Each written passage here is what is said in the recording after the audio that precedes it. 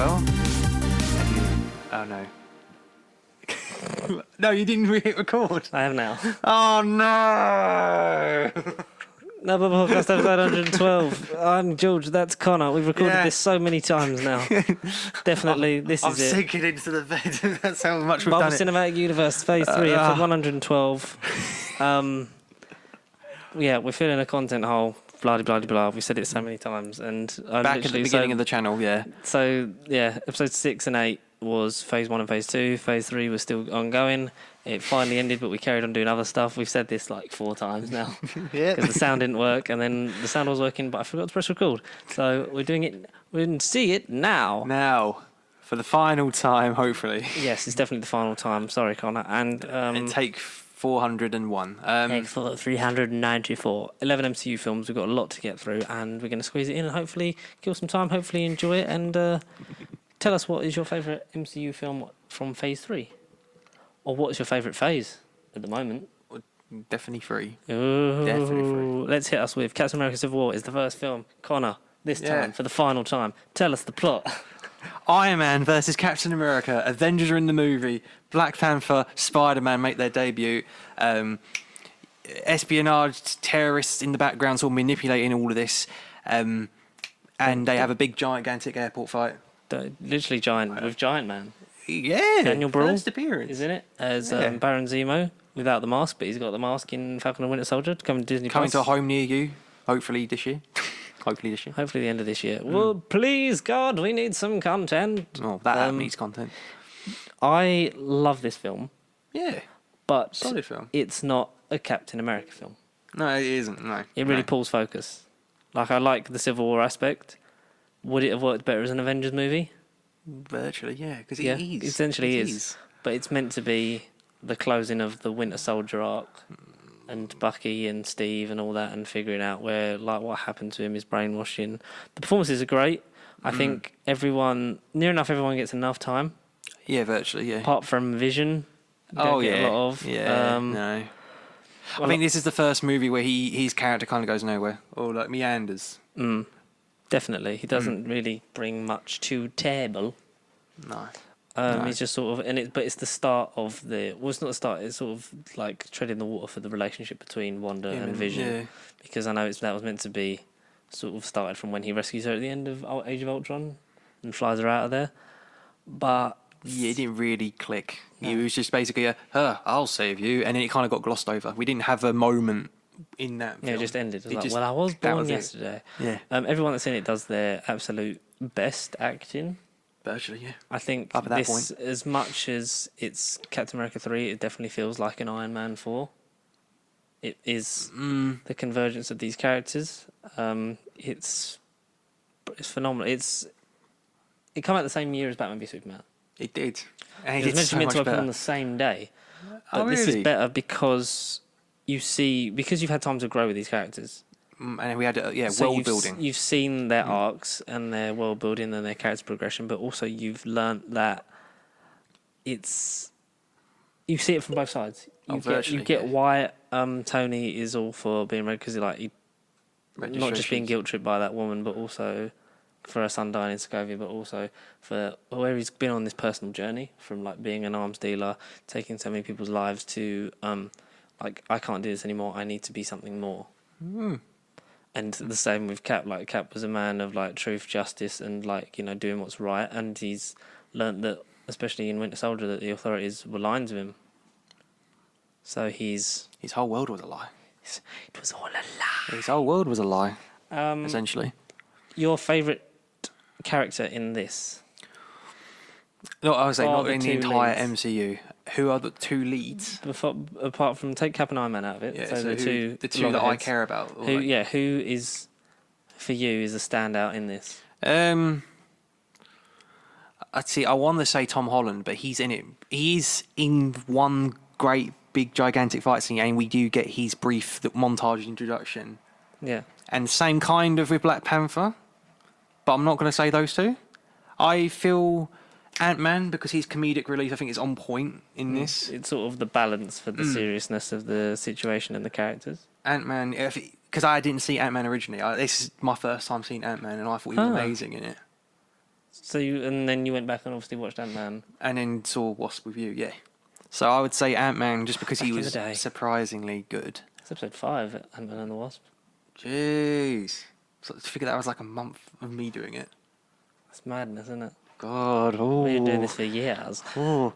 I'd say Ant-Man, and then, I don't know, I like Black Widow in this. She's very much sort of still doing the double agent thing. Like, she's only on Tony's side, sort of to keep herself safe, but then she knows that she shares the same sort of moral code as Cap. Yeah. Because you see they're growing through Winter Soldier, what they went through with that, when they sort of, that was the film they learned to trust each other, and then you got Age of Ultron and all that stuff that's happened. It's kind of led them to this point where, like, and you care because they are such a good group of friends, and they've, like, been through so many experiences together that they're meant to just be a team. But and this rips right through the middle of it. I love that they use Scarlet Witch in the kind of in this film, the mutant connection to how it happens in the comics. I think she really gets developed in this. This is sort of the, like, beginning of her arc to becoming what will hopefully be the most powerful character in the MCU ever. Who will then no doubtably create the X-Men. Yeah, or might even end up being the MCU's version of the Phoenix. I think it'd be. I think I'd care more about it if it was her. Yeah, it'd be different. It'd change it up for sure. That's a good point. She definitely could be the Jean Grey Phoenix. Particularly if she's going to be, like we stated in many, many episodes, if she's going to be like the cause of the multiverse. Maybe they won't have a Jean Grey. She will fill the Jean Grey role. role. Yeah. Because the MCU likes to change it up and not have perfect represented comic book stuff. That's really good. That's a really good idea. It might be a blend. Fucking write that down. Send it to Feige. Scarlet Witch, Phoenix, go. Done. Key points in this movie. Key points. Like set pieces or like plot. What about it? No, give me some that you love. Like. Oh, some bits. I thought you were just telling me to tell you the plot or what. No. Okay, bits I like. Again, I like Black Panther's intro. I like the crossbones. I like the beginning. Yeah. The chase heist in the crowded, dense. In Lagos. Lagos. Yeah, that's it. Yeah, I like that. I like the underpass chase as well later on. Oh, with Cap, Bucky, and Black Panther. Yeah.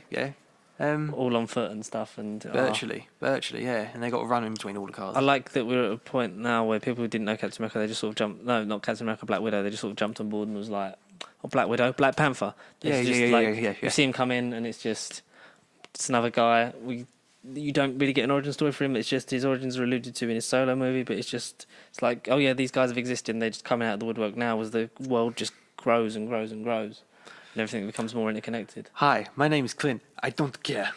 We haven't met yet. My name is Clint. I don't care. And then, like in Endgame, Clint, give it to me. Immediately drops the gauntlet. Yeah, exactly. Idiot. Nah, but I do love Chadwick Boseman in this. I think it's. I remember that conference where it came out because it was originally Serpent Society. Captain America Serpent Society. It's like, I don't think I like the name of that. We got anything else? And they just come up with Captain America Civil War. And everyone lost their goddamn minds. Yeah, that was a good name change. It's Serpent Society doesn't have the same ring to it. And then Chadwick come out and was like, what side are you on? It's like, because he never sort of has a side. And if the Spider-Man deal hadn't been done with Sony, because obviously it's another reboot, we never get the origin with this version of Spider-Man, which is good because we know it like the back of our hand. Yeah, third or fourth time. Yeah. It's just like he's had these powers for 6 months and he gets discovered by Tony and then given an upgrade and becomes more of the Spider-Man that we know and love. And the fact that it's a teenage boy, it's more relatable accurate, because that's what he was. It's like he's a kid in this world of gods. Oh, exactly. It brings a whole new dimension to the film character because when we watch the other Spider-Man films, he is the man, whereas in this, he is 30 years old pretending that he's still in high school. Exactly. Yeah. But yeah, Black Panther is it's how he was going to be the sort of Spider-Man and have a larger role if Spider-Man hadn't been in it because he would have filled because Spider-Man's a role that in the Civil War, if I remember correctly, that it's just he's very much the middle ground. He's just trying to do what's best. Through personal circumstance. So obviously, but they'll know who he is and blah, blah, blah, blah, blah. So he's on Iron Man's side in this. Like the introduction to him is great because he's just like your typical like millennial, like technology stuff, filming. Nerdy kid. His phone, yeah. Nerdy kid. He's definitely subscribed to our channel before we met them, I think. Exactly. People are like, Mr. Stark, have you seen this podcast? don't know why I went Morty for it, but Yeah. even every character feels relevant and necessary, and you get their point of view. Yeah, exactly. Like not just the main two, but like you see them why they're picking the side they doing are. their thing. Like all the way from like to Clint as well coming back. You know, yeah. I retired for like what 5 minutes and all goes to shit. Should have said that for Infinity War. Where were you, Clint? God, that still baffles me that he wasn't in it. It's like It's weird, very weird. We'll get to that later. maybe we'll get to that. It's very weird. I love Civil War. It's not my favorite Captain America film, but my God, it's a good start. It is a great movie. It's fantastic. Onwards and upwards, right? Not 9 out of 10. Yeah, I'd say a 9. Possibly. I'd say a 9. No, I'd say a 9. Our first origin story in a while. 2016's Doctor Strange, directed by Scott Derrickson, starring Sherlock Holmes himself. Benedict, Egg Benedict. Eggs Benedict Cumberface, Cucumber. Cumberbatch. Yes. People have mixed feelings on this. I enjoy it. Yeah. I enjoy it more than I think most people do because it's very much the whole thing of like here's like an arrogant. It's basically Iron Man a bit. What was it like? There was an honest trailer. There was an honest trailer that was like Ant-Man asked the question, "Have you ever seen Iron Man but small?" And Doctor Strange asked, "Have you ever seen Iron Man on weed?" I suppose he's an arrogant rich doctor who loses the use of his hands and has to goes to Camotage to try and learn the ways of like healing his hands, the mystic arts, like to heal his hands because a bloke had a back injury and couldn't walk, and then through the channeling of that was able to walk again and just be fine. So he goes there for that, but then learns about the Sorcerer Supreme and protection of the universe in general. And kind of becomes a student of Defense Against the Dark Arts. Yeah, he learns the ways of magic and all that kind of jazz. Cumberbatch is great. Perfect for the role. Tilda Swinton is great as the Ancient One, although the changing of her from an Asian character to a white one is, it's something for the studio to decide. But hey, it's all about change. But maybe, create more opportunities for the minorities. That's the thing. Chiwetel Ejiofor is great as Baron Mordo. Benedict Wong is amazing as Wong. Yeah, perfect. Yeah. When you like Wong, like Beyonce, and then you hear him listening to is it Single Ladies? I think he's listening to Single Ladies when strangers conjuring portals to steal the books from the library when Wong's not looking, and he's listening to on like an iPod Nano or something. He's listening to fucking Single Ladies by Beyonce. That's great. It's great. It's weird. It's trippy. It's a CGI fest. Is what it is in bits. Homages Nolan for Inception with the folding stuff, which is then why Nolan stole the last 20 minutes to make Tenet, because everything is basically the fucking... he definitely has. What is it called? The Eye of Agamotto? Yeah, the Eye of Agamotto. Or which we learn is the final Infinity Stone. No, it's not the final, it's the fifth. The final one is the soul. What is the it? Soul. Is that the space one? That's the time one. That's time, okay, yeah. So the Tesseract is time, Ether is power... No. Ether is reality. The orb from Guardians is power. The purple one, yeah. Then the yellow one is the Mind Stone. And Visions. Green is time. And orange is soul, which is we shall get to on Voromir. What do you think of Doctor Strange? I hated it first time around. I just didn't really care about it. No, I get why, because it is sort of just like it's.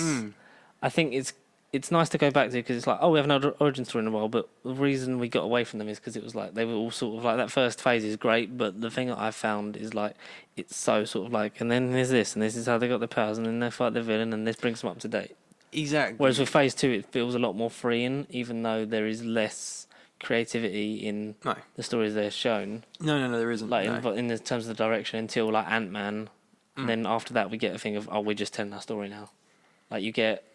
Guardians is great. Winter Soldier is great because Iron Man 3 and Thor 2 have that thing of just being sort of like we're just. They were the first kind of dips. They're great. I love them both. Like I think Iron Man 3 is probably my favourite Iron Man film. But like they're sort of trying to just do phase 1, whereas then they would like just let the director put his own stamp on it, which you get with your Taika Waititi, your Ryan Coogler, and so on and sort so of going forth. Like onwards. Derrickson got with this, like his like visual standpoint, but it's going back to the origin. I think is what's sort of a bit like, oh, I thought we were done with these. Yeah, it kind of the Captain Marvel effect for me, but on rewatch though, I really dug it. The thing I enjoyed about it first of all was the CGI and the whole space, The visual the stuff was concept, great. just a general idea. Like of a when she guy touches with his magic. head and he's like, Trippy stuff. Yeah. I would mean if that was out in cinemas again, I'd love to see it in 4DX just to get the whole and really kind of immerse myself in it. But second time around, I really did like it. yeah, Something just clicked with me. I think knowing what's to come helped. yeah. But I really did like it second time around. It was like the movie changed completely. Yeah, which you do get that with a lot of things, didn't you? It's quite, but yeah, I enjoy it, and I like the setting up. Hopefully, it gets paid off in Doctor Strange, and maybe not necessarily in Strange Multiverse of Madness, No, if not but the third one. Yeah. with Mordo, because Baron Mordo is the enemy, and obviously he was Strange's friend, but also it makes the stakes higher if in the third one they're fighting, Yeah. because these once friends are turned against each other because he believes that magic should be for the few to protect the many, and like people that are just flaunting it just to like fix their legs, like there's too many wizards. That's one of the post-credit scenes. I don't remember what the other one is. I can't. Oh, remember. the Thor. No, it's Thor. Yeah, Thor. it's Ragnarok. Leads Yeah. straight into Ragnarok, which is great. Doctor Strange, I'd say it's a solid 8.5, maybe 9. Oh yeah, we did rate Civil War. Doctor Strange, I'd give it is probably an 8. All right, 8. Yeah, it's an 8. Yeah. So we've got a 9 and an 8. Okay, Guardians of the Galaxy, Volume 2. Volume 2. The first of 3 films in 20... So now we're on to 3 films a year. Bigger bad. Yeah. But at this present time, we're only getting 1 this year, but we're meant to be back to 2. So it's 2. fine. But then next year we're getting 4. No. So we're not many. We're getting 4. all of them. We are getting 4, aren't we, next year? Or is one of them being kicked off? I don't know. Spider-Man's Christmas Christmas, isn't it? 2021, so I think there's 4 of them or 3 of them. I don't know. Anyway. Too much 6 months after the events of Guardians of the Galaxy is when Guardians of the Galaxy 2 happens. In its own kind of bubble. Yeah. Still great. It's not a because a lot of the sequels aren't memorable. No, they're great in their own way, but bits. they're not on their own. They're sort of not like, oh, that's apart from Winter Soldier. I don't think you get that one when it's like, okay, Yeah, I Ragnarok, suppose. yeah, but that's That's the third film. So that's You're talking about the second films. Yeah, there isn't in terms of like middle acts, or middle second films, or whatever, however you want to word them. Yeah, there isn't really a strong one like until Winter Soldier. Yeah, That's like the only Winter Soldier's the only middle decent, film you can think of. Yeah, Age of Ultron slept on quite hard. exactly. Yeah. I do like it. Guardians is great. That's still that same dynamic, the colourful nature and world which James Gunn has created and will eventually only finish in 2021 hopefully, or 2. or Might 2022, be depending on when Suicide Squad comes out. Because I think that's next year, and I think Guardians must be 2022 then maybe. 2022. Yeah, fine by me as long as it gets to finish it with the characters. So we'll get we to like episode 300 by the time that comes out, or something like that. Jesus Christ. So Quill, Rocket, Gamora, Drax, and Groot back once again. They're still carrying on. Like, imagine we're going to do one with 2-time Galaxy Savers. How much we can charge? So they're protecting. I don't remember what the planet's called, but there's a wormhole where this big like squid creature comes through. That comes to not Small Rag. That's the Is it name. Morag? The name comes to mind. I don't know. Rag? There's so many fucking names. But yeah, so they're protecting them, and then there's these batteries. These what like is it? energy core things. Oh, what is it that Quill calls them? Because he calls them like thingy batteries, and fucking Drax goes Yeah. Harbulary batteries. That's not what I said. Phaelax or something. Anulax batteries. Anulax, and he goes, yeah. Harbulary batteries. That's literally not what I said. Yeah. He is definitely. And that the whole funniest. opening scene with Mr. Blue Sky by ELM. And And the whole baby group dancing. The baby group dancing through the chaos from his POV because obviously surviving Guardians 1, he's now regrown and he's a small wee bairn. And they then steal one of the batteries and are chased by the group. The Sovereign. Yeah, the gold people. The gold people that are like perfectionists everywhere. They don't naturally reproduce because they make a joke about it like, I'd love to show you for scientific purposes. Yeah. Yeah. Great. Because they make their people and form them into their own image because they're basically radiant and imperfect. they're They they're are. trying to do their perfect race thing. So they're after the Harbulary batteries that they stole. As they're because they're arguing again, Rocket and Quill trying to like fly the ship either through the asteroid field or around it, and then they get hit by an asteroid, and then are saved by a small man. A small man. That's that small man on top of that ship, which turns out to be Russell Crowe. No. The Kurt Russell. Kurt Russell Crowe, I yeah. don't know why I went for Kurt fucking Russell. Kurt Russell himself, Peter's dad. Because that's alluded to at the end of the last one. Like, oh, he was a jackass. He was a jackass. But he's more than just a man, for he's Ego, the living planet. He is a planet. Which is different from the comics, because it's Jackson of Sparta or something like that. I don't know. Normal. I don't pretend that I know these things. Yeah, he's a normal geezer, and then Ego, the planet, is a completely different. Yeah, so it's a planet with what's it like? I'm literally forgetting all the words. It's a planet with like he's like omnipresent. He's like intelligent life. He's like a celestial. Yeah, that's the thing. He is a celestial, isn't he? Yeah, yeah. He's a celestial bit. So and then he grew his planet around him, and then he talks about going out and spreading his like power further. Like there's only so far he can go before he has to come home. So he built a body. Like, did you build a penis? Yeah, Drax, that's my dad. Yes, I did, Drax, and it's magnificent. It's like, okay. All right, then. So he builds himself a human form for his artificial personality, artificial intelligence sort of thing. Yeah, yeah. And he goes out in search of a mate to have a son and get another celestial being. It's in the like when he's talking to Peter like about meeting his mum, it's actually like that's the only one. But you find out he's done this to many different species, including Mantis's mother. So Mantis and Peter are. So she's a celestial technically, or she's. It's alluded to that they might be related in some way, like sort of siblings. How did that get found? Was that in the film, or did you? How did you find that one out? That was the thing on Instagram because because one of the like you see the thing like she played Mantis's mother in the scene where you see the bit of him. Yeah, it's like hologram thing. Like marble stuff. It is weird.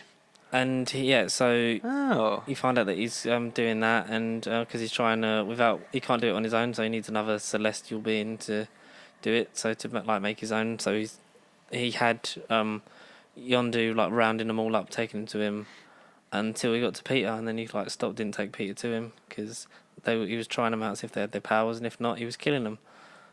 Peter turns out to be the only one that does inherit his father's powers. He was the chosen one.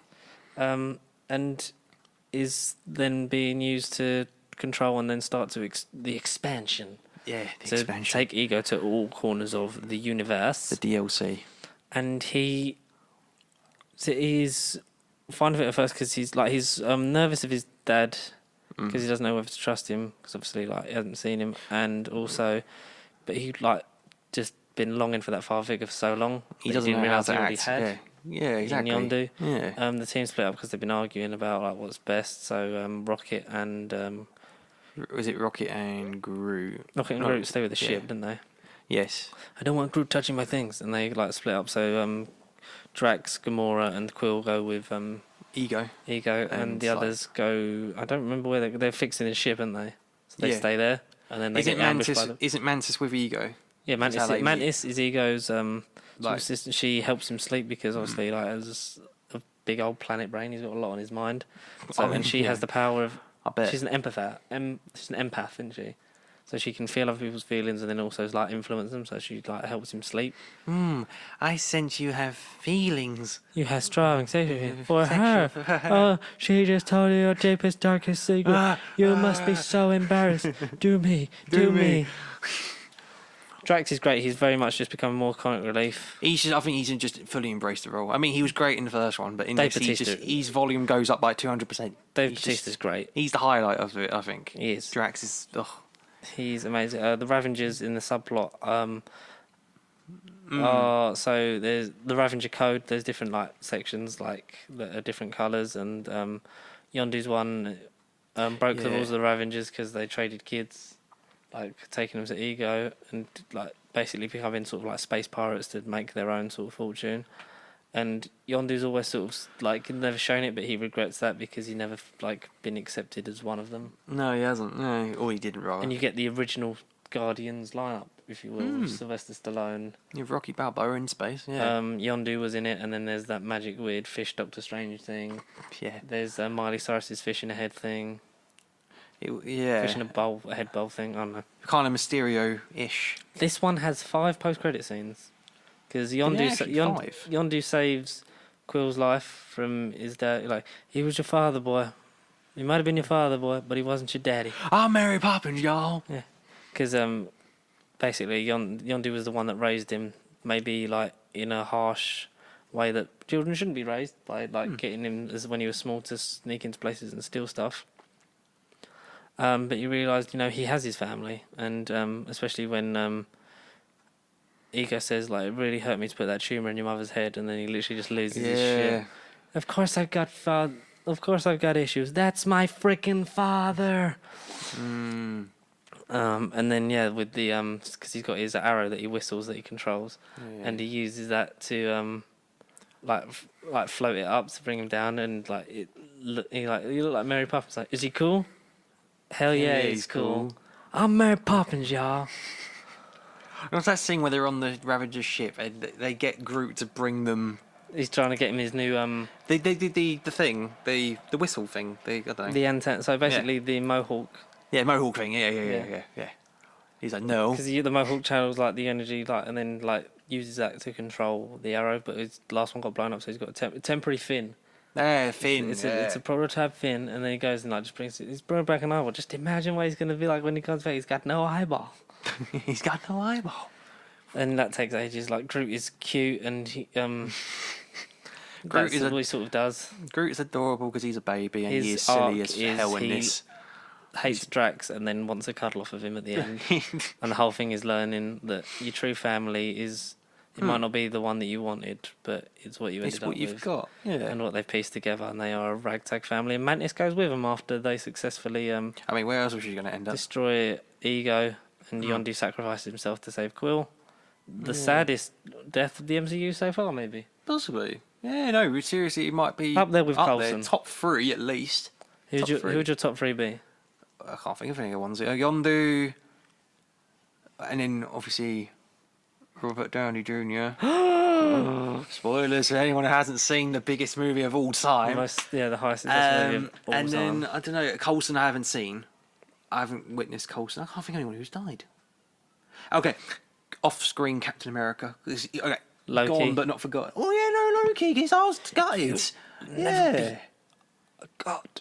Yeah, Loki, actually. He's died before. This time I think it might be real. This time it might be. What would you give Guardians? I'd give it a 7.5, maybe an 8. I think critically, if we're going like professionalism, I think it's not as good as the first. The first one had more of an impact. I love the first one more, yeah. But it does have its moments. It is a lot of fun. It's not bad by any stretch. No. It's just sort of that thing of, it's the second one. Because I've seen so many people sort of neander on the second one, then they love the first. And then even there's like couple channels that hate the first, but they love the second. Well, they don't hate the first, but they kind of find it, and the second's amazing. I'd give it like an 8.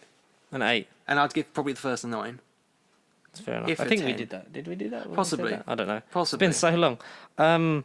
The second film in 2017, and the fourth in this phase, it's Spider-Man: Homecoming. The Homecoming. Solo Spider-Man movie of the MCU, co-produced between Marvel Studios and Sony. Since 2012. Amy Pascal and Kevin Feige.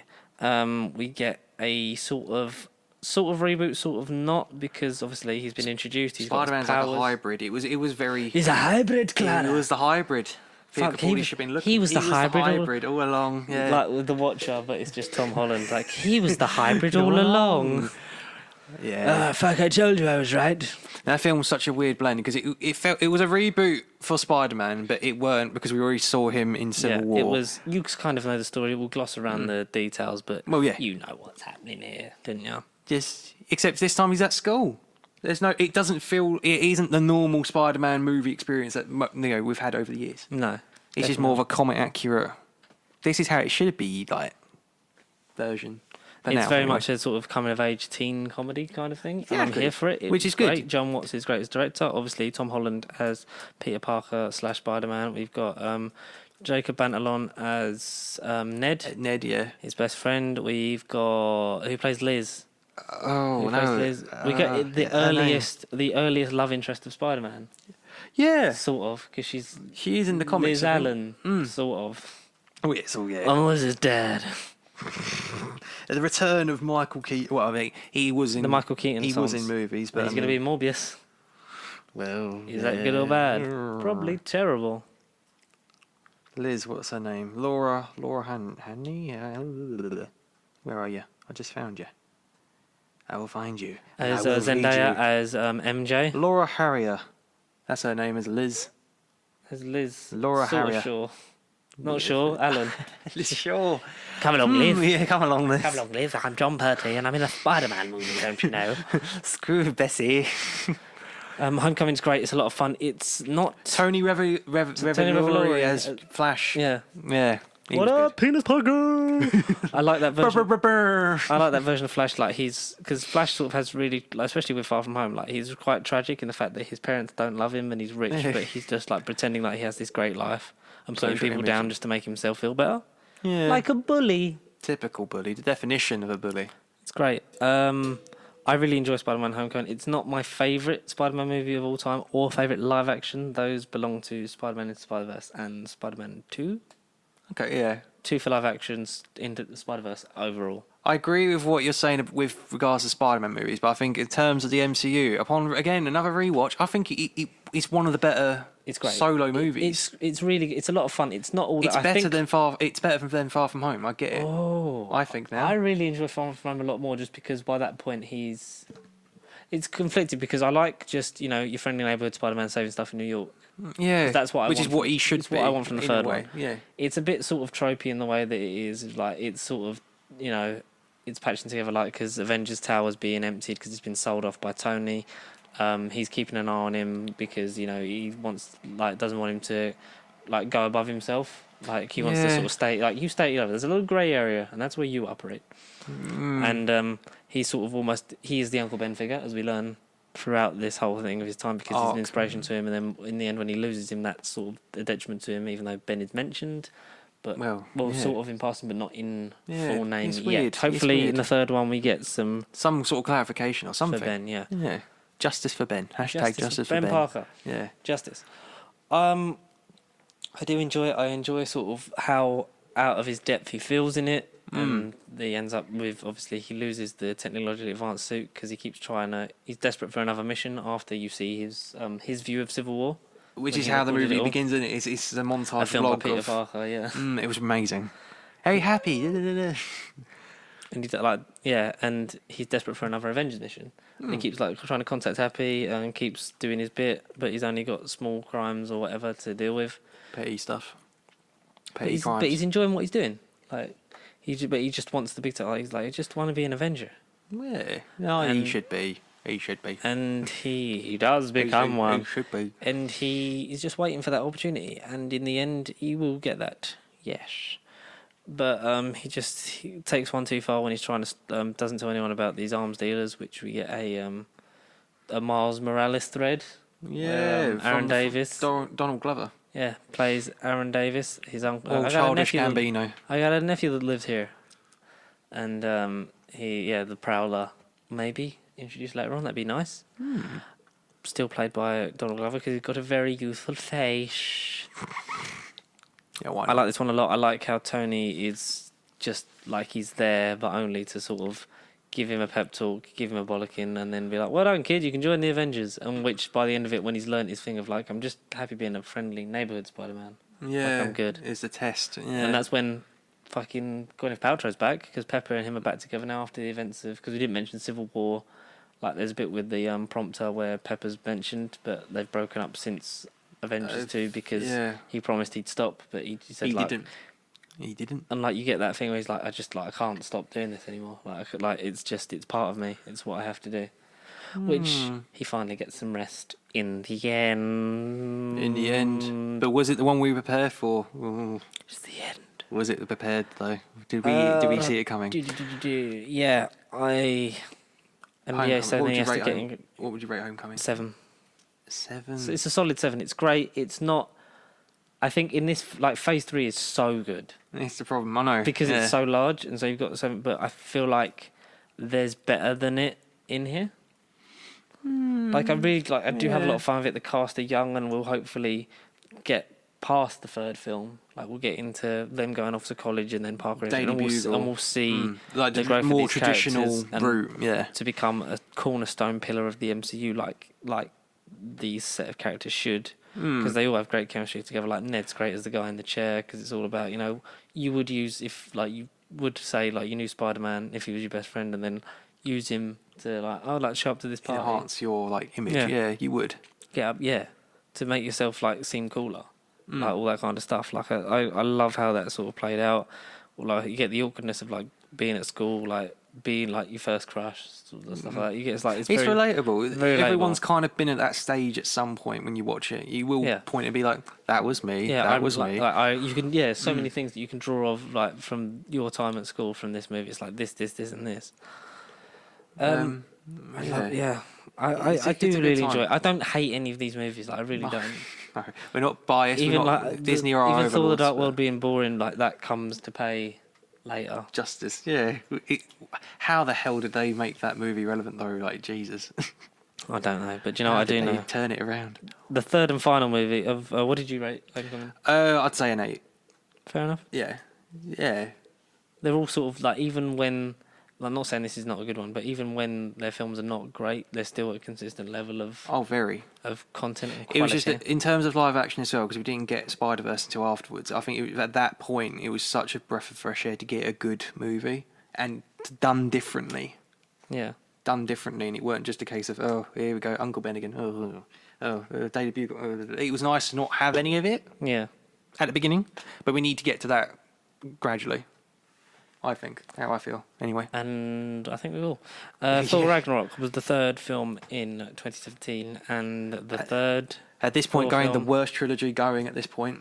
Certainly the weakest of the Holy Trinity, or the originals. Yeah, we're the only other one that had a trilogy beside Cap and Iron Man. I love Thor Ragnarok.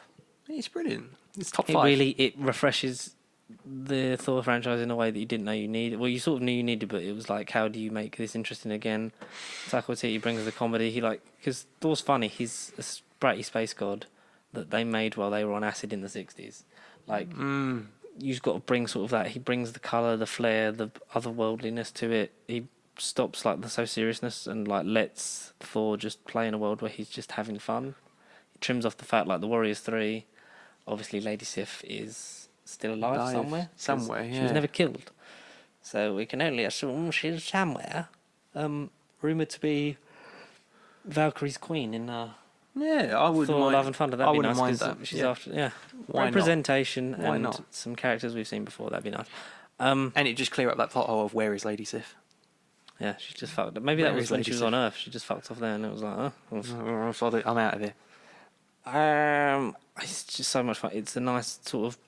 It was pitched as an intergalactic, like, road trip movie with, like, Hulk and Thor, like, back in the day. But then this was, like, so much better because he doesn't bump into Hulk until about an hour in. Yeah, something like that. Yeah, about half an hour, 45 minutes in, maybe. Because Thor's sister Hela is released when Odin finally passes on after Thor returns to Asgard to find Loki disguised as Odin, and they go to get Odin back, but discover he's in Norway. As he passes away, like, warns them, like, about the sister. So his life force is what keeps her imprisoned. Yeah. So him being dead is what releases her, and she draws her power from Asgard. And he entrusts them to do what they need to do with it. She gets back and starts drawing her power from there, getting stronger, but banishes, like, hits the other two out of the Bifrost before they get back to Asgard. So they both end up at the same place, but at different times, because she knocks Loki out first. She did, yeah. They end up on Saga, the junk world. The junk world, yeah. The planet of Easter eggs as well. You see, like, 4 heads. Hulk. Ray Bill. Where is he at? I can't remember the other heads now, but yeah. There's 4 heads. There's a Ray Bill one. Yeah, so the Yeah. Grandmaster, who is the brother of the Collector, he basically is an eccentric socialite who runs sort of Saga because they've got gladiator arenas where they pit champions against each other. Perfectly played by Jeff Goldblum. Oh, perfectly. Like, Breath of fresh air. why are you handing me the melty stick? I love his portrayal of it. I love sort of like, you're about to meet the Grandmaster in 3. And they're just screaming in the chat. It's like an acid trip. Hulk is one of the champions of the Grandmaster that Thor ends up being put into fight in the arena. And to which you get one of the best lines there. We know each other. He's a friend from work. It's a friend. Loki, look who it is. Oh no! Or when He's like, oh. when Thor gets smashed around like Loki did in Avengers. Yeah, He goes, yeah, that's how that feels. that's how it feels. I'm just really into the sport. Because Loki's Amazing. sort of managed to gain the trust of him, and he's thinking about overthrowing him, blah blah blah, and being as treacherous as Loki No, normally brother, we is. stay here. You know, Loki would like because he's honest. It's like, oh, no, Loki, what you doing here? You know, we need to escape or whatever. And he's like, no, brother, I've got this in the back. You know. Yeah, I'm going to do it, and then me, You. him. He does all that. It's like it's good improvisation. it's like I've never seen him before in my life. He's my brother. He's adopted, and it's sort of a nice He's callback to the adopted, Avengers thing. yeah. Isn't it? Yeah. I'm adopted. It's great because you also get like Thor and Hulk hanging around outside of like the Avengers thing when they're two that would not normally necessarily be paired together. Yeah, no, exactly. Yeah. What do you mean? Like, who likes Banner? He's like, oh, I got like science, and the fact that he says the same thing is like, no, I prefer you. You know, Hulk smash. It's like you're the one I really need. But you know, the Hulk is better at fighting. Yeah, Hulk is better at fighting. This isn't. We're on a planet designed to stress me out. How many worlds have you been on? Like, Yeah, I like how one. he gets greener and greener. Like one. It's like, well, now you've been on 2. How do I fly this? I don't know. Use one of your PhDs. Because they end up on his orgy spaceship to try and outrun him. Because there's portal. If they go through the biggest portal, they will end up. The devil's anus. The devil's anus. Who's anus? Yeah. Tony wears his trousers like super tight because the only clothes. So the Quinjet that escaped from Ultron ended up crashed on Sakaar, and Banner's been stuck at the Hulk for 2 years. Yeah. So Hulk has learnt speech. He's developed more like in his brain because he's just been the Hulk the whole time, like having to fight, and then he's only turned back to Banner because of What did they? Black Widow's video. What did they shout at each other when they were arguing in the bedroom? He's like, you know, when he's all like, you know, I prefer Banner, and he's like, you. What they call each other things? He's like, no, you small. They call each other small or chubby or whatever it is. I can't think what they say. He's like, no, you, and they throw stuff at each other. Yeah, they go like bad friend. Yeah, you bad friend. I'm sorry, you know, just like, you know, we're just kind of like the same, like, it's like Hulk like fire, Thor like water. They were kind of both like fire, but Thor like smolder, like Thor, but Hulk like raging fire, Thor like smoldering fire. It's little things Because like that. that's what heroes do. And Valkyrie, they meet Valkyrie, Tessa Thompson. Tessa Thompson, who's another highlight, I think. She's great in this. The Asgardian Special Forces guard. The Valkyrie that were then defeated, all apart from her, by Hela last time before she was imprisoned by Odin. So on learning it, she's not really keen to rejoin the fight until they become the Revengers, because we're after revenge. The Revengers. Like, it's me, him. I'm undecided. Yeah, I'm undecided. I think Ruffalo's great in this. Like, gives him more of a chance to like do more. It kind of like his second film of his unofficial trilogy. Yeah, because this... If not the first of his trilogy, okay. Yeah, essentially like the first, because he sort of gets a nice arc between here and Endgame. Endgame. Because, you know, just put Hulk characters in other movies, so then Universal don't have to worry about the distribution The rights. rights. Yeah, exactly. That's the way to do it. Politics. Oh, I do love Ragnarok so much, especially the you know who I am, and then he jumps out the thing, because obviously like Valkyrie knows who the Hulk is because she's fought with him, but doesn't know who Banner is, and then he jumps out the thing, but just like face plants on the bridge, and it looks like he's dead, and then he becomes Hulk, and then fights that dog thing. Yeah. Yeah. No. We haven't talked about Korg. No. How do we not mention Korg? Korg is great. Voiced by Taika Waititi and The director. Capshaw. Yeah. Amazing. A Korg. Oh. It's like a freak. It's not like a normal circle. It's like a freaky circle. The only thing that makes sense is that nothing makes sense. The revolution has begun.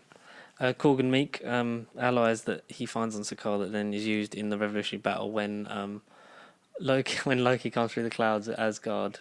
So he's managed to get on the ship with them. Oh, we're going to get on their spaceship, bro, and leave. You coming? You coming? Yeah. You look in desperate need of a leader. And so when Thor manages to get back to Asgard to fight off Hela, to try and get the Asgardians out of there, because a lot of them have been wiped out by, especially the soldiers have been wiped out by Hela and her forces. She's able to use the Eternal Flame to resurrect her old army. So, like, doing that, and then you get through the clouds. I love that moment where Loki's like, "Your savior is here," and gets everyone on the thing. Like, Heimdall's great in this. Like, Elba's on the run, like, because Loki couldn't trust him, so he was already on the run from that. But then when Hela's they can communicate each other with the Bifrost without actually like putting his sword in the. Yeah, they can do it like sort of telepathically. Yeah, because obviously he's all seeing, so he allows him to see his visions and stuff like that when he's having that conversation where he's fighting off some of the guards. So he like stabs through like the projection hologram of Thor. Yeah, oh, it's great. This cast is great. Kate Blanchett's great as a villain. So's Carl Urban as behold my stuff from Texas. Yeah, I call them Des and Troy because together they destroy. And he sort of like is a coward for the whole thing, and then has a heroic sacrifice moment where he uses his machine guns to save the women and children of Asgard and allow the ship to take off. So that then there is a batch of survivors, maybe about half. Yeah. And then they go in half again because of the old snap later on. Oh dear. But so they end up defeating her because it's... Who is it at the beginning that he fights? Surtur. Yes. Surtur, it's like Thor, son of Odin. Surtur, son of a bitch, you're alive. And who's basically a fire demon with a helmet who's like warns about Ragnarok, which is essentially the Asgardian end of days. Where he's like, hang on, going around again. Yes. I swear I'm not doing this on purpose. Yeah. And he comes, and they resurrect him through the Eternal Flame, like the helmet that he pulled off him at the beginning of the film, to make him giant, to have him essentially destroy Asgard, and with it Hela and her powers. It's like, from this foundation we will rebuild stronger. Oh no, that's destroyed. Those foundations are gone, bro. Yeah.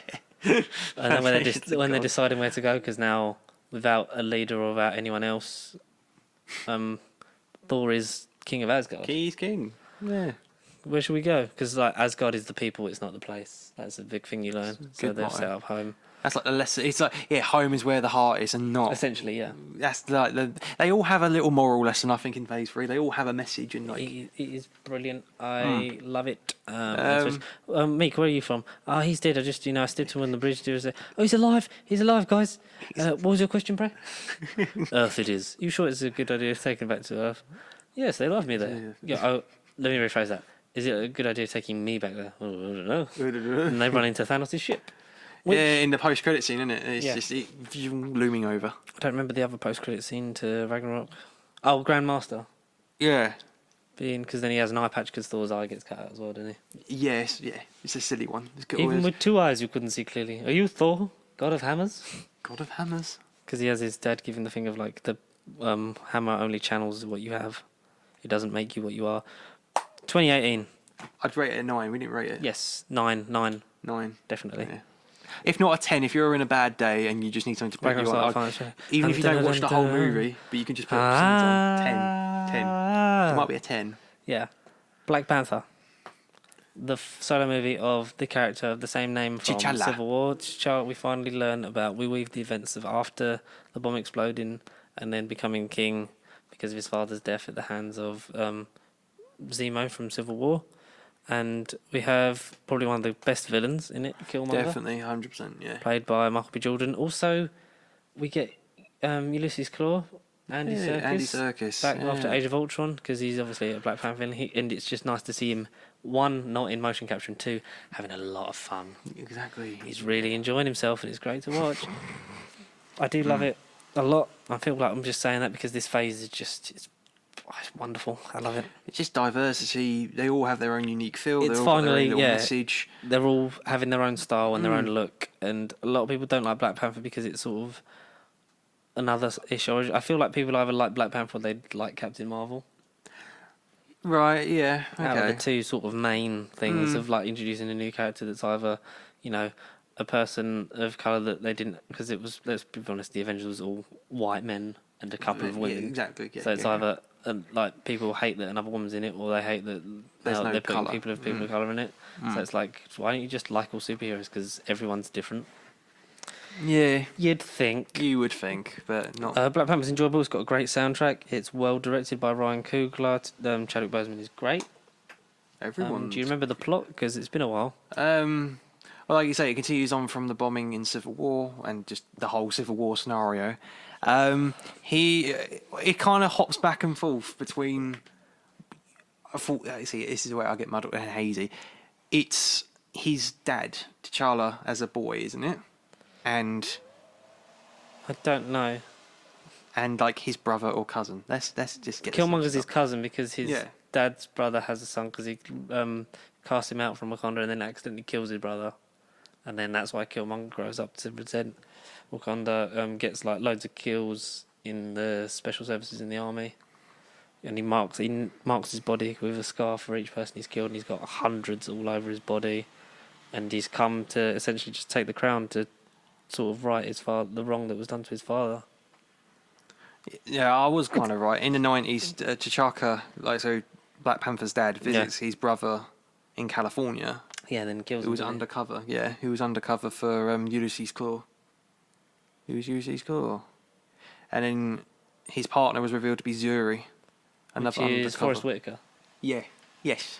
The old wise... Saw Gerrera from Rogue One. Yeah. Yeah. Who, like, they have a ritual where, like, elected the King of Wakanda is also the Black Panther.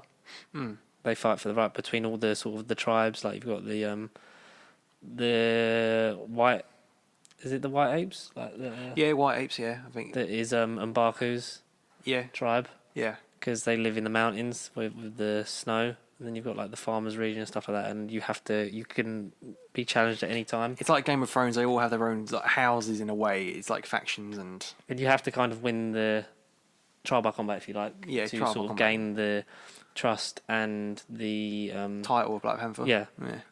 And of all the people of Wakanda as well, to sort of unify the nation to fight against what's right and what's wrong. And T'Challa wins against M'Baku. Yeah.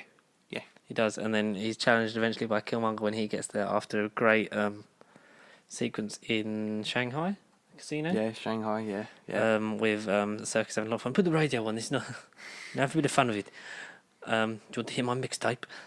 Do you know what I love when they capture Claw and he's getting interrogated and it's just Andy Serkis going, "What is love, baby? Don't hurt me." And he's just doing the screaming, and it's just like, because Martin Freeman's in this, who was previously in Civil War, so as Everett K. Ross. Agent Ross from the CIA.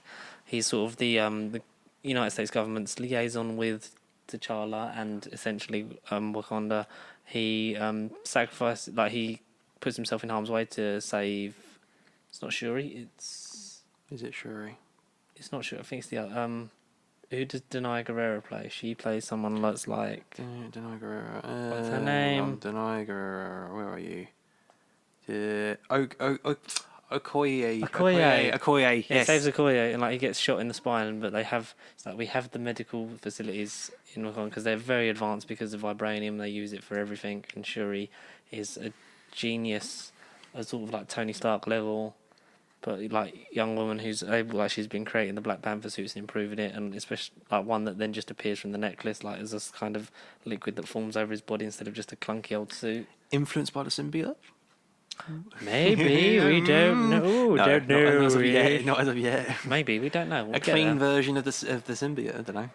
And yeah, so they take him back there and to heal him from his bullet wound, and he then uses the drones to help in the final fight. Killmonger challenges Black Panther to the throne, and because so the powers of the Black Panther are stripped away, so it's man on man.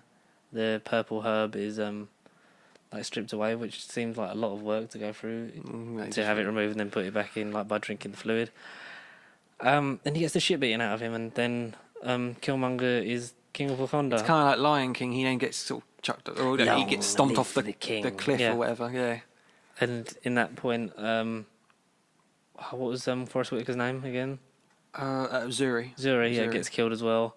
Yeah. And the family scattered, and like, but they have to go and try and they find T'Challa in the well, and Barky finds him, and then like essentially saves his life and gives him to his mother and his sister, and they imbue him with the purple herb once more, and are able to, because they want to get Killmonger out because he plans to essentially use the weapons and technology that Wakanda has to start a war with the rest of the world, for justice for what their people have been through. Yeah. Which is totally understandable, but it's also the way they don't want to go about doing it is by killing everyone else and becoming the only nation evil to rule, and becoming, like you say, what they're trying to fight against. They go against it, and then it's a big CGI battle at the end with rhinos with armor on. It's great. There's this sonic train with vibranium on it. Yeah. They both have Black Panther. Like, you sort of get that all the time, like the mirror image villain. Like your Ironmonger to Iron Man. True. Yeah. Killmonger to Black Panther. To which he then defeats him, and he's like, what was it he said? Like, yeah, it's a great bit because Killmonger kills himself. Like, says something about like throw me over the ship with the rest of them or something like that. It's like it's something that's like really powerful when he talks about like what, what like a leader is and stuff. No, like what he dies for. Like he says like, it's just great. Like Michael B. Jordan is great. Yeah. You try and get that up. Well, I really enjoyed it. The performances are great. People don't like this for some reason. I enjoy it. It's not my favourite MCU movie because it's semi-origin story, but mainly just for building the world of Wakanda. And we get Bucky's obviously there to be deprogrammed by Hydra. Yeah. Because they make the joke of we've already got one broke white bloke in here. And what's the second one? What can Wakanda offer the rest of the world? Which is almost like a mirror of the Iron Man press conference from the end of Iron Man 1.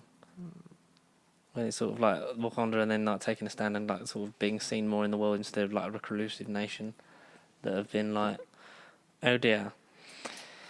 I would rate Black Panther a solid 8 out of 10.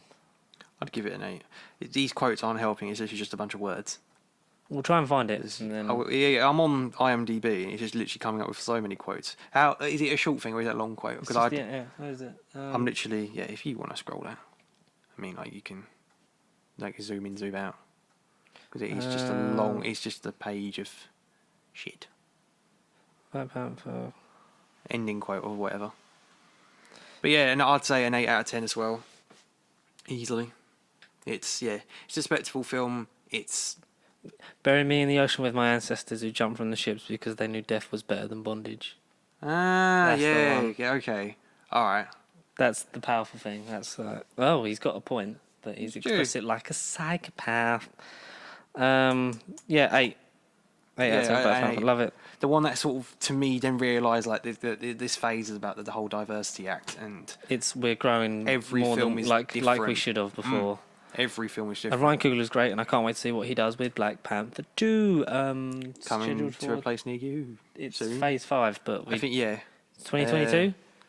See what Google says. I think it's 2022, the release date now, something like that. You Google that while I talk about Avengers Infinity War, the first of a 2-part May 2022 season finale-ish to this phase. What season finale? What? It's like Agents a of first. Shield? It's like the first of a 2-part season finale, isn't it? Really, Infinity War and Endgame. It's like this is the big sort of like. I thought you said Agents of Shield. Like, where does this fit into it?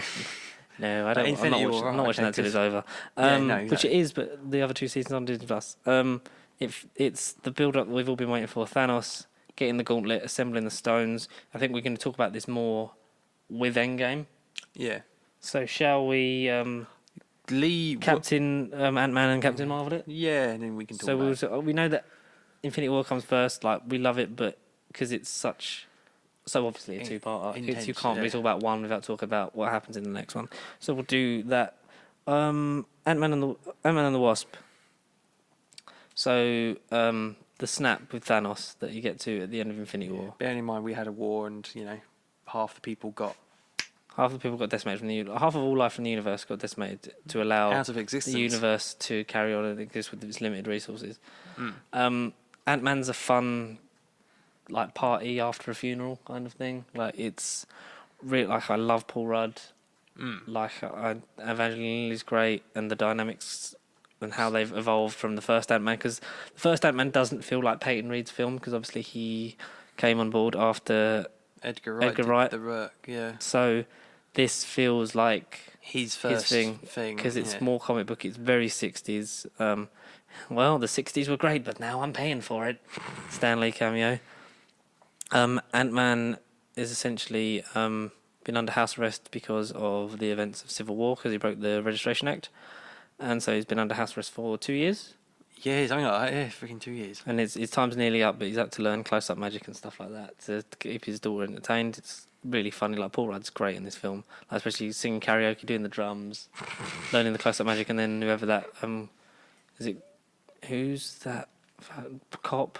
What the Asian? The Asian cop who's like he shows it to. It's like, because you're dead. Like, he's really funny in it. It's like, you asking me out on it? No. I just, I'll see you when I arrest you.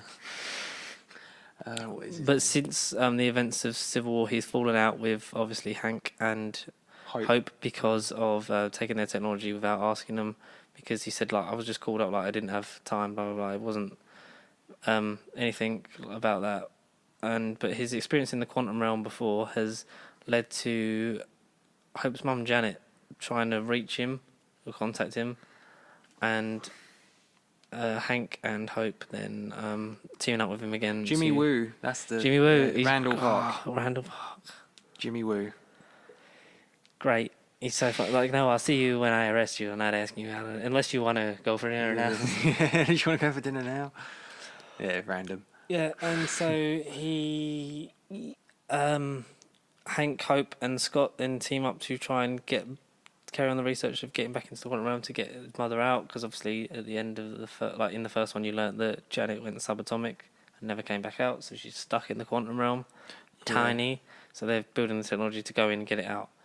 Meanwhile, Scott's trying to live a free life after getting out of house arrest, so he's making the ex-cons, but they're him, Luis, Bobby Yaga and Kurt. Is it Kurt? No. Something like that. It's two other people, and they're making a security company, which is great. You've got the Ghost, who's a villain. She is a girl that phases in and out of reality, but in a similar esque technology to the Pym particle stuff.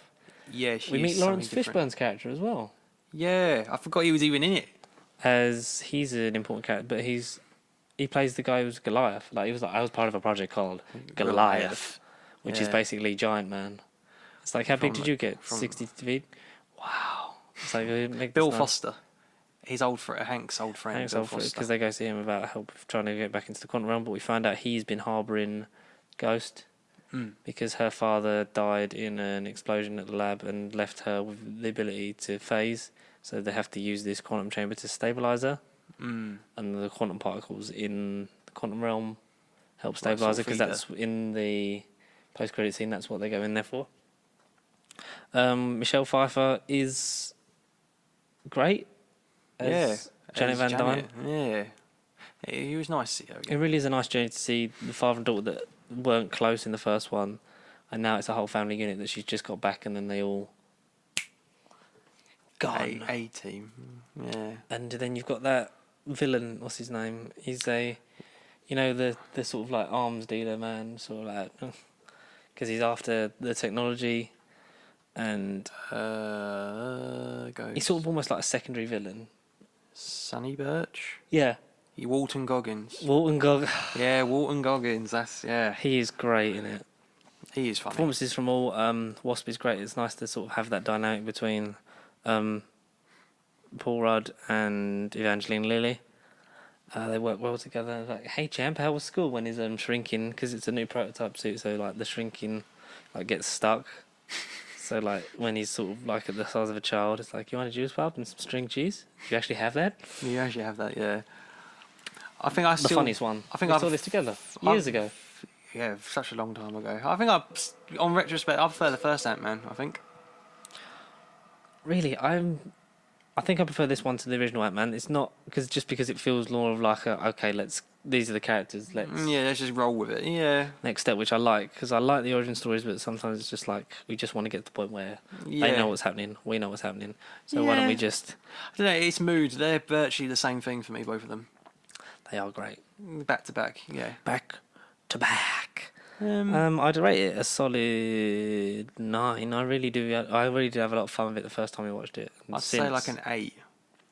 I did like it first time around, but then I watched it like on the rewatch, and it weren't quite the same. There's good bits. The beginning was funny. The first half was better than I think the second half. I like the first half. The whole thing was shrinking the building down, and it's got a handle like on a it, so easy like a suitcase. Yeah. There are good ideas with the gimmick. Don't know. It's hard because those two are good. I think they're the same sort of thing for me. The post-credit scene is linked straight to Infinity War and Endgame with the snap, taking out Hope, Janet, and Hank. So Ant-Man is trapped in the quantum realm. Obviously, we'll get more. You know the basis of Infinity War. Thanos got all the Infinity Stones, snapped his fingers, and half the universe wiped out. But we can't really talk about it without doing Endgame. So we're going to save it. Captain Marvel. Ugh. 1990s. A load of rubbish. The first one in the past for a while. Yeah. I really enjoy it. It's not my favourite. It's not my favourite because obviously the origin story. It's very much an origin story. It's Again, not I like the Black first Panther. half. I like the first half. For me, when they go into space, don't really care as much. I don't know. It's nice that you sort of like you get the sort of amnesia thing. It's almost like very Chris Nolan in the way that you get the end before the beginning, and then you learn. Yeah, Memento-esque. Yeah. You learn that Jude Law, her teacher, is in fact Yonrog. Yonrog. So an explosion of an engine gave Vers powers. Vers, I don't know. Because basically it's she's Carol Danvers, but she was a normal person and a pilot that was in an explosion with an engine that gave her these superpowers. She doesn't quite remember who she is. She's believed to be Vers on this sort of Kree world. It's how she's been sort of brought and brought up, raised adopted on, or whatever. Yeah. After she sort of disappeared, she knows there's a life she lived. She's not quite sure of what's real and what's not. She remembers friends that she had. She's almost like trying to sort of almost rediscover herself. Meets Agent Nick Fury of S.H.I.E.L.D. with a young Phil Coulson. Yeah, with two eyes. Yeah, a younger face and a much younger Phil Coulson at a blockbuster where she falls to Earth. So the Kree and the Skrulls are at war. We get that first sort of thing. Nice little battles between that. What's your primary communications device? Yeah, it's just like a payphone. The phone box, yeah. So she ends up crashing to Earth. I don't remember why. I can't either. Weren't they in space? They were on the chase from someone, and I don't know. I actually can't remember. I'll Google it for me. I'll just read what she crashes. Says. She crashes to Earth in a blockbuster video. Obviously, alien out or 90s references. AOL startup. What's it doing? It's loading. It's loading. Nick Fury was down and out and sort of not really caring about things, and then he met. They were rescuing an undercover operative infiltrating a group of Skrulls. Yeah, but what makes her crash? She's captured by Talos, a probe of... what am I reading? Oh, yeah. So she escapes in the sort of jet thing from... So she's on Talos' ship. Yeah, because it's like a mind probe thing. Trying to find the memories. Yeah. Talos, played by Ben Mendelsohn. He's the head of the Skrulls. Skrulls are the shape-shifting aliens from outer space. Who may have a bit more of an important role going forward. Who knows? No, I don't know where the Avengers are. Well, I know where they are. It's the Kree versus the Skrulls. She's trying to, obviously, she's been told the Kree are the ones that are trying to figure out this thing, this engine. She's got to use her power, but she can't control it. So there's a chip in her to stop her using it, but it's to just sort of neuter her, so to speak. It's a lot of fun. It's a bit long in some places. Feels like there's a bit of padding, but there's a lot of fun, especially for essentially filling in a gap. Because I like that after Ant-Man and the Wasp, you're like, oh my god, what's the next one? And then it just hits you with Captain Marvel. It's like, oh, we got to wait even longer. It's this is in the past. So it's like, okay, I'm going to need to because obviously Captain Marvel's sigil appears at the end of Infinity War. It's about sort of filling in that gap. Brie Larson's great. He is good in it, yeah. Jude Law is great as Yonrog when it's so he's the one that you're meant to trust. But then in the end, Yonrog is the one that was attacking her that ended up exploding the engine. It gave her powers, but amnesia, so she doesn't remember. Lashana Lynch as Maria Rambeau, her best mate. And Monica Rambeau will be in things to come, her daughter. Because they used to obviously get on. Goose the Cat's great, or the Flurkin. The Flurkin. Get that thing away from me. Ben Mendelsohn's great, especially when he's like slurping out that fast food straw. You said the science was, and then when she discovers obviously like the switcheroo, and it's like, oh, so like everything she thought she knew was actually a lie. Nick Fury's great, and it's like he their looks dynamic like is, I think their dynamic, Brie Larson and Nick Fury, I think they have the best. Yeah, like it's definitely that's the highlight for me. I love 90s Nick Fury, and he looks bang on. Yeah, he looks exactly the same. It's brilliant. Yeah. It feels like it does what it's meant to do. It obviously teases like her arrival in Endgame, where she like just turns up and goes, "Where's Fury?" which doesn't happen in the movie, so it literally is a precursor to Endgame. She just turns up and was like, "Where is he?" Yeah. No, I like it. I enjoy it. It is a solid movie. Goose swallows the Tesseract, so we see originally how the Tesseract got from space to Earth to no, so like a shield. so Yeah. they had it, like Howard had it, and then Goose has it, and then he spits it up at the end on Fury's desk, and that's how he has it for Avengers. And what he named the Avengers Protocol is after. Yeah, after Danvers, yeah. Because you see him on the laptop, he was called something else. And the Protector Initiative or something like that. Yeah, it's like the Avengers, because she was called like Carol Avenger Danvers, because she goes off into space to help. Because obviously this version, like there are Skrulls that are evil, but this sort of lot of the Skrulls weren't, so she goes off to help them find a home world. Yeah. It's quite cute. That's used to explain where she's been during the other two phases. Exactly. She was off since the 90s. And she'll come back at some point. Yeah, I enjoy it. 7, I think, for me. Yeah. It's good. 7, I'd say, yeah. I haven't watched it in a while, so I'd probably have to sort of do a bit of a refresh. But I like it. I don't hate it. I just sort of might be, out of all those, it might be the lowest, weakest for me. Not in a bad way, it's just the others are so much better for me. Because they built everything before. Okay. Let's Infinity War and Endgame. As Mario says, we gotta go back. So Infinity War, Endgame. So Thanos collecting the Infinity Stones. Thor's people was slaughtered even more at the beginning of Infinity War. I know, straight from that cliffhanger, or from that post-credit scene, rather. Yeah. They end up, which is the voice of the person doing the distress signal was Kenneth Branagh, the director of the first Thor. Oh, is it? Yeah, which is a nice didn't actually know that. Nice little bow on that one. Yeah, okay. They all go through a lot because this is it. This is what we've been building to for 10 years. Yeah, so this is the 10th anniversary, if you like, ish. So all that, like Thanos takes the Tesseract from Loki after off-screen getting the Power Stone from Morag. Is it Morag or is it no? It's Morag. No, Xandar. Xandar, okay. Morag is a planet, I swear. Yeah, it's somewhere. Morag else. is somewhere. Yeah, it is something. Yeah, so destroys Xandar on the Nova Core just cause, just off screen. Why not? Yeah. It's like he decimated Xandar last week when he took the Power Stone. And he stole the Tesseract off me. So then he's got 2 Infinity Stones in the gauntlet. Just like that. Some of Thor's people escape. It does let some of Thor's people escape.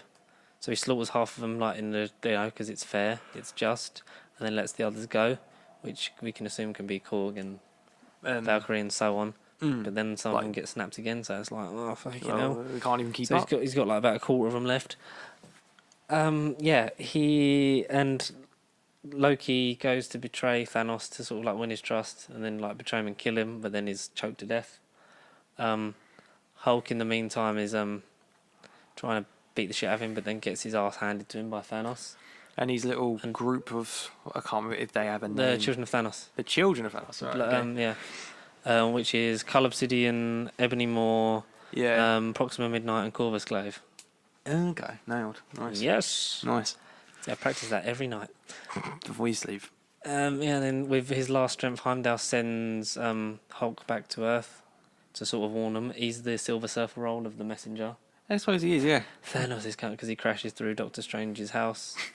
Tony's planning his wedding to Pepper and is summoned by Strange and Banner. That Thanos is coming and tells about the plans with the stones. A big giant donut appears in the sky, and Tony, Strange, and all that have to combat it. To which, on a school bus, we get the first on-screen look at the Spidey sense. Yeah. When Peter's arms on his hair on his arms just stand up. Yeah. Turns around. Cool. It's like, Ned Carter's a distraction. Oh my god, we're going to die. And then joins in the fight because they're trying to take the time stone from Strange. They manage to fight him off, but then they capture Strange, take him on the ship, and just as they're blasting off, Peter and Tony manage to get aboard. Peter manages to sneak aboard, helped in the atmosphere by the Iron Spider armor and that cool-looking Iron Spider Tony tries armor. to send him home, but he manages to sneak into the ship. I should have stayed on the bus. Meanwhile, Guardians of the Galaxy are responding to the distress signal from Thor's ship. Yeah. They make Thor. Who the hell are you guys? You are not taking our pod today, sir. Quill, you're doing something different to your voice. All these dynamics that are happening and then conversion are great. It's perfect. It is perfect. Thor knows where the Reality Stone is because obviously he sent the ether to the Collector at the end of Thor: The Dark World. He goes, and as for the Soul Stone, no one's even seen that, so no one knows where it is. It's with the Avengers. Who are the Avengers? Like Kevin Bacon. He may be on the team, I don't know. It's been a while. Kevin Bacon. Even because that's a joke from the first one, the first Guardians that's then continued. A great hero called Kevin Bacon. So Thor goes off to Nidavellir, the dwarf star that formed his hammer. The birthplace of my hammer. It's truly awesome with Rocket and Groot, because he needs a Thanos killing kind weapon, which obviously turns out to be the axe Stormbreaker, which we'll get back to that in the final fight. The Guardians then go to nowhere to try and stop him getting to, like, either get to the Collector first to get the ether, or to stop Thanos taking the ether from the Collector. But when they get there, it's already happened because he's used the ether to make a fake sort of illusion about Gamora killing Thanos. Which is it's great, isn't it? And Quill's asked by Gamora, like, if he tries to take me, please kill me, because that's better than what will end up happening to me. He gets taken because he changes his gun to shoot bubbles. Yeah. Somehow. Meanwhile, Cap and the guys that were on the run we didn't realise on the end of Civil War they went on the run. They were obviously out. So because Black Widow sort of changed her mind. Yeah. She was on Iron Man's team and then she helped Cap escape. So you got Cap, Widow, Falcon, Not Scarlet. T'Challa, no. Scarlet Witch is with them because they meet up. She and Vision meet up in Scotland in the neutral ground, and then they get cornered by the Children of Thanos because they're after the Mind Stone, obviously. So they take Vision with them to Wakanda to try and get the stone removed because they're told that there's enough in them to be. They go to the Avengers compound first, and then all to be arrested. But Rhodey then helps them out. They meet up with Hulk again. It's like, so there's an Ant-Man and a Spider-Man. It's like Hulk really needs a Phase 3 refresher. There's an Ant-Man and Spider-Man. So because obviously they get they talk about where Clint and Scott are. So then they take it to Wakanda to get the stone removed. I'm cutting out so much of it, but it is the basic stuff that happens in it, to get the stone out of him because Infinity War is too much to talk about. There's enough in him to still exist without it's Tony, the Stone, Ultron, Jarvis, me. They're all learning off of each other. So if you take the stone out, there's still a lot of Vision left. So they try and do that because they know that Thanos will be coming for it. Tony and the team of Strange, Spider-Man, and the Guardians come up with a plan to try and lure Thanos out and get him to try and fight him to stop him getting another stone. But at this point, he's got 3 of them, and he's going for the 4th, which is the Soul Stone, which is why he takes Gamora. We see the Red Skull again. Yeah, we do. Yeah, it was a nice little surprise. That was. I wasn't expecting it. Ross Mark 1, but it sounds a lot like Hugo Weaving, so that's fine.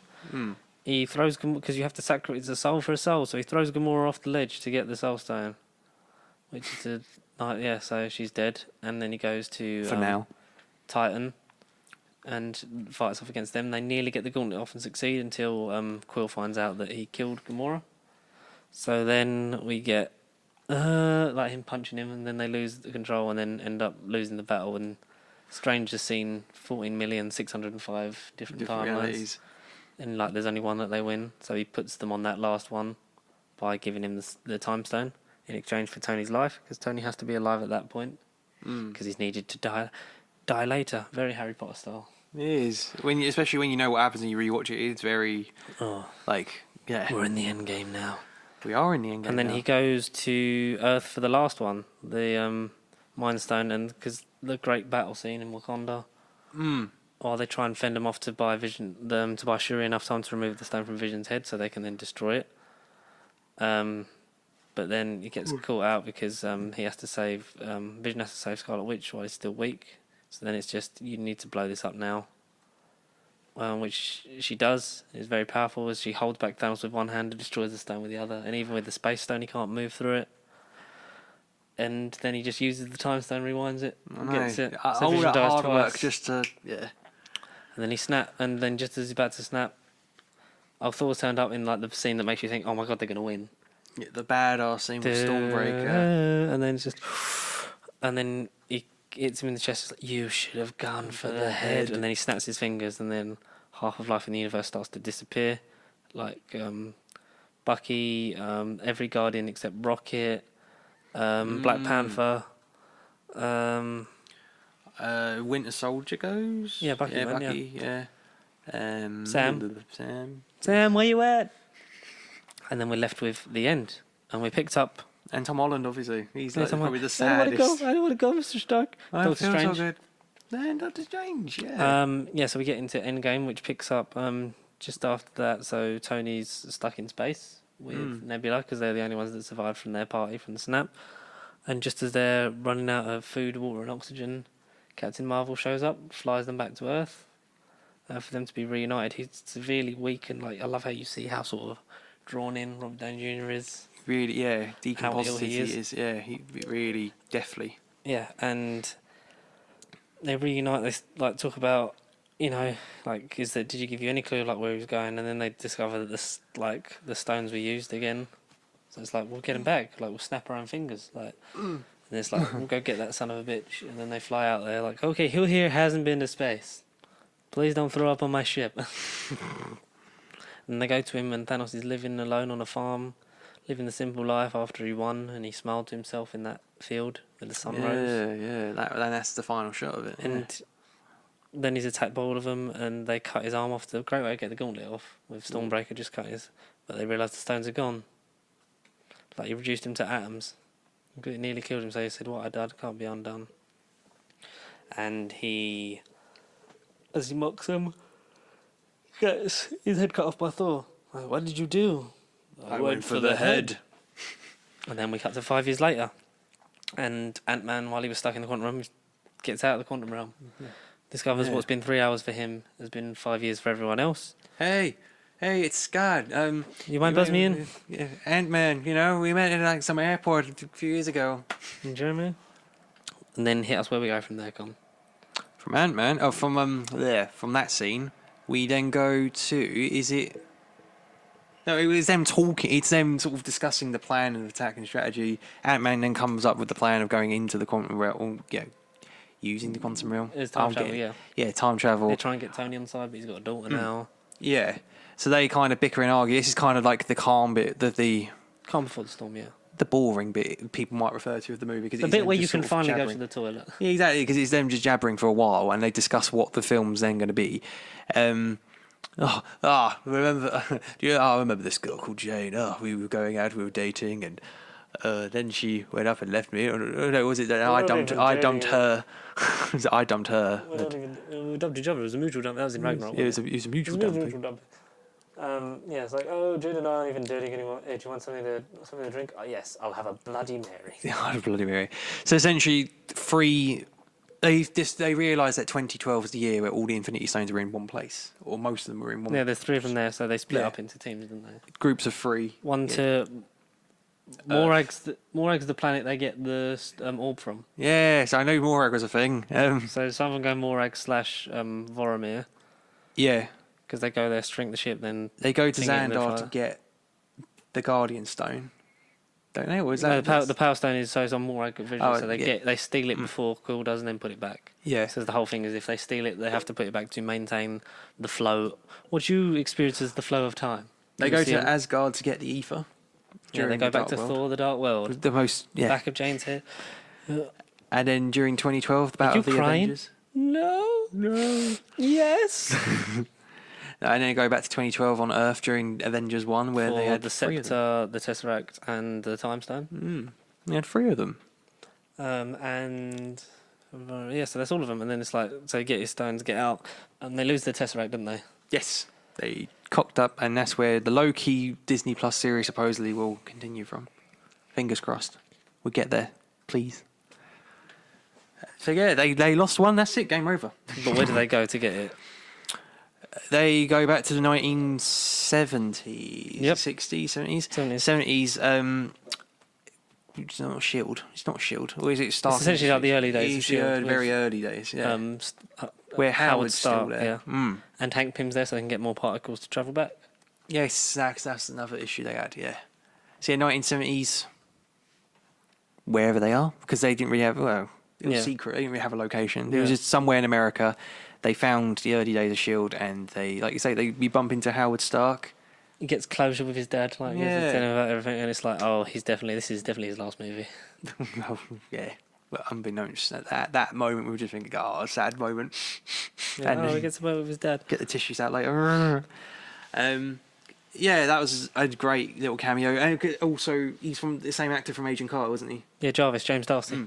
Was they The first character from the TV show to make it into the film. He made a lot of people, sir. He had a weird beard.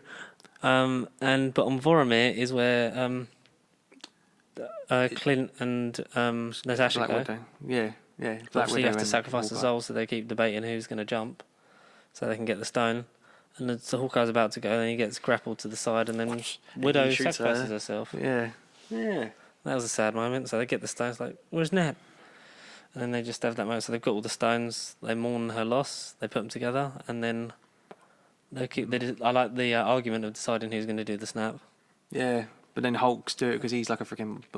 Is the energy it gives off is mostly gamma. It's like oh yeah. I was made for this. I love that line. Mostly made of gamma. I was like, of course he is. It makes him relevant. Like his whole arc was controlling himself so that he could do the snap. He snaps, brings everyone back. But meanwhile, 2014 Thanos has intercepted Nebula from Morag and has used her memory banks to discover the plan of the future Gamora, so they can then pass through the time tunnel through the power of making 2014 Nebula. Fuck. Go with them to open the gate, and then the war starts. But then because now he's got all the stones, so instead of he's going to shred it down to his last atom instead of just in half, and start the universe again in his image. And all of them fight him this time. It's like, let's kill him properly this time.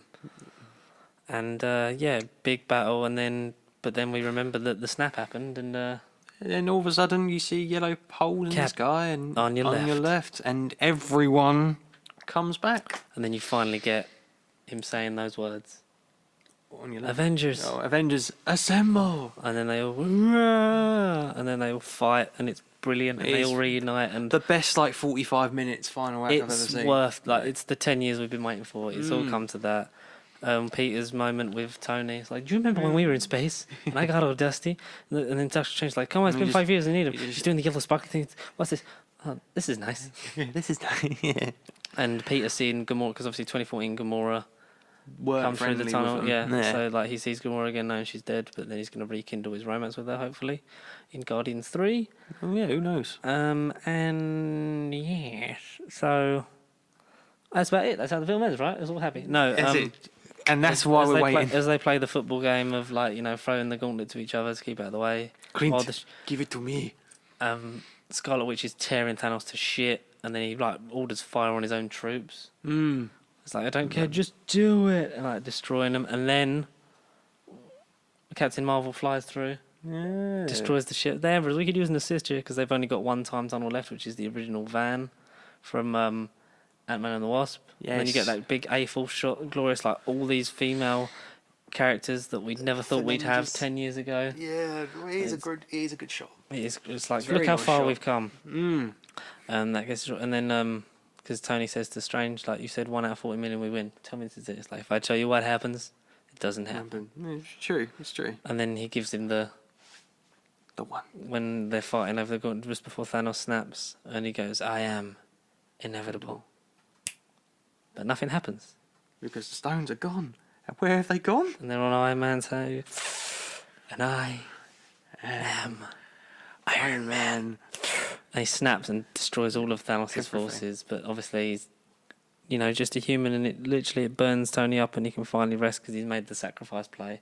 The power move. Well, we didn't even talk about like Cap lifting up Thor's hammer, like when Thor's about to be beheaded by Stormbreaker, and then you see the hammer lift. Remember that moment when we was in the cinema? That's like literally the one time when. And then he's Cap nearly beats the shit out of Thanos on his own. Oh, that's great. It's just amazing, and it links everything back together, and you get that narration from Tony at the end of like, there's not always a happy. Everybody wants a happy ending, but it doesn't always roll that way. I hope when you're playing this back, it's in celebration. I hope we got it back and life moves on, because you find out that he recorded a holographic message in case of his death. He's like, because I'm unsure of this time travel thing we're pulling off tomorrow. And he goes, it's going to go exactly as I wanted to. And his hologram looks at his daughter and just goes, I love you 3000. Aww. And then you have his funeral where they place in the wreath with the arc reactor from Iron Man 1, and then you have that nice sweeping shot of every single character from the MCU. But even when they're doing their hands early in the movie, it's like an Easter egg, isn't it? It's like the arc reactor when they're around, yeah. Just because this lot is his heart, and it's like, it's just beautiful. So sweet. And they and then they all go their separate ways. Cap goes back in time to return the stones, but doesn't come back because he goes out and lives his life and marries Peggy in the past, just like he always wanted to, and passes his shield on to Sam Wilson, the Falcon and Winter Soldier. You've got a Disney Plus show to do, kid. Yeah, that's what he whispered to him. But yeah. But then I just love the final shot of them doing their slow dance and the old music. And it ends, and then you get that nice credit scene where it credits everyone from the MCU, and then the original 6 ending with Robert Downey Jr. and the first one without a post-credit scene or a mid-credit scene. No. And we move on to the nice little. We'll just quickly round up this epilogue. Spider-Man: Far From Home. Brilliant little round up to the thing. It could have been the opening of Phase 4, but it's not. Because should have been. Who knows? It does sort of just tie it all up because people wronged by Tony Stark once again and the enemy. There's who built this in a cave with a box of scraps guys in it. Jake Gyllenhaal as Mysterio. Incredible. Quentin Beck. Incredible. We find out he was sacked by Tony Stark for his holographic projection technology, which is used in Civil War. And Peter really sort of he comes of age because he's affected by Tony's death. He sees him everywhere he goes, and he's trying to latch onto another sort of father figure in his life, which he thinks is Mysterio. And I'll say more like big brother. Figure. Big brother kind of thing. Especially in this one because he's young. It's like he's sort of like Tony, but he's like me as well. He's like my age. He's like in my realm. You can wavelength with him more. Yeah, they're very similar. Nick Fury obviously recruits him to try and hunt down the elementals. Elementals, yeah. Because that's what they've been told by Quentin Beck, which turns out to be a lie. And it's a nice little story of Peter struggling to come to terms with his own place in the universe, and what he's got to do now that his mentor's gone, and can he he just wants a break. That's why he goes on his holiday around Europe, which gets hijacked by Nick Fury. The cast, once again, are amazing. We might seem like we're rushing through it, but there isn't a great deal that happens in comparison to... they're on a school trip. There is a lot more sort of comedic. It's like Homecoming is a lot of teen comedy sort of... It's letting that cast sort of play in that world, and it's sort of But this time not in school, it's just abroad, and it's a sort of holiday comedy movie thing. It's great, I love it. I do. I like this better than Homecoming. The resolution, obviously, the big battle in London, him coming to terms with himself. You will take your clothes off. You'll take your clothes off. Revealing the secrets of Mary Jane, and also tying up the blip that they call it. Yeah, so you see the effect of the people that snapped out, and then when they just snap back in, they just pop exactly where they were. Yeah, so they don't know it's no different. So people didn't age 5 years, but other people have grown up, have lived through those 5 years, so they never think got started again. It's and the Avengers even a thing because it starts with that really funny montage of and mate, always. Thanks with that touching tribute. Nice. Far From Home's great. I love Martin Starr as the teacher. Oh, so why wasn't he Connors? He should have been an early Dr. Connors, before the Lizard. Could be. There's still time. Maybe he knows Dr. Connors and Dimitri. There's also who's the teacher that believes in witches. JB Smoove plays him, but I don't remember his character name. Yeah. He's great, and that whole thing. The credits are where it really sort of rolls, isn't it? Because Well, Spider-Man's identity is revealed because Mysterio outed. had pack-up plans, and on the bridge he records him saying that Spider-Man's real name is Peter Parker, and doctors the footage so that it sounds like he's trying to kill everyone. But it's brought to you by one man, because there's only one man that can. Oh, definitely. It's the Daily Bugle, and it's J. Jonah Jameson, played by J.K. Simmons once again. Still got the peppered hair, even though it's not on top. Yeah. But it's great. Dailybugle.net. Spider-Man, brutal murder of Mysterio. The greatest superhero the world has ever known. And now we have to find and arrest this Peter Parker. Yeah. So I'd love to see how that plays into the third Spider-Man. Because currently that is the final image the MCU's got. That's the last minute. Because we're waiting for Black Widow and everything else. And we got Nick Fury even though he was there in the story, it was Telos and his wife from Captain Marvel were disguised as them, and was that the final scene? Yeah, that was the final. That was the scroll last thing. The last scene. bit of the MCU we've seen is "Who's got my shoes?" Oh, Because Nick Fury, he's gone in space and it's very, I think, sword. He's setting up. Yeah. Is it essentially space shield? yeah. So you get into that, and that's great. But we won't know that for another Until the Eternals or something 50, like that. 60 episodes. Oh, well, I don't know, 30, 40 episodes maybe? I don't know. We'll see what happens with Still a Black while. Widow, because Black Widow's a prequel, so it might delve into what's happened since then, but Yeah. that's it. That's the MCU. Avengers Infinity War I'd rank as a 10. Yeah. Endgame would be a 9. Okay. It is great, but it's just without the other Stuff. without the other stuff, it's not without It doesn't Infinity hold up War, on its it own. doesn't. Yeah, true. Well, I'd rank. I can't help because we've talked about it as one feature. Fuck it, Endgame 10. Just 10. No, I'm going to rank it all as a 10. Like those two as a 10 as Fair one enough. feature. Far From Home. An 8. Oh, I think it's a 9 for me. What do you think? Phase 3 in general. What as we wrap this up? An now? overall rank of the phase? Yeah. A 10.